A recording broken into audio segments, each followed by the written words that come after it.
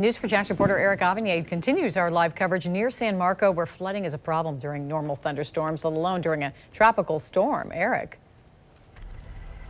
Yes, right now we're on Sheridan Lane between St. Augustine Road and Drew Street, which has been notorious for many years for flooding, especially when the storm drains are clogged. And speaking of which, take a look at this. It just rained about 2 hours ago. As you can see, it is the drains are pretty much filled, and the water is not going anywhere simply because you've got trash everywhere.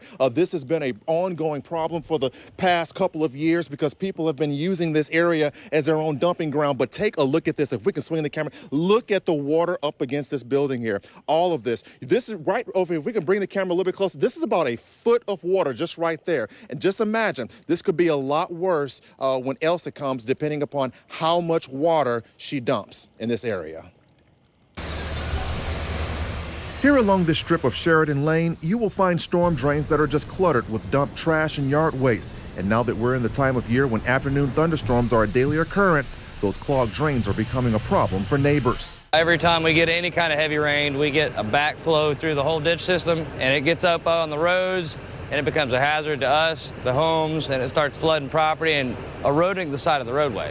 Elsa is expected to dump lots of rain when it makes its way across northeast Florida, and that could cause flooding in some areas. Those concerns are even more heightened because this South Riverside neighborhood is already saturated from stormwater that can't run off fast enough because drains are clogged.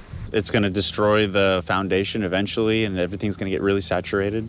It's not good for home ownership at all. For several years now, this has been an ongoing problem. Trash blocking the flow of stormwater down the drains. Trash that, according to city officials, is repeatedly being illegally dumped. This is what it looked like back in 2017 before Hurricane Irma. Luckily, the city came out and cleared it before Irma hit. This is what it looked like a year later before city crews came back out and cleaned it up. And this was the scene in 2019 when crews came back out here once again to clean the drains of trash. The question now is whether these reoccurring problems will cause significant flooding by the time Elsa moves out of the area.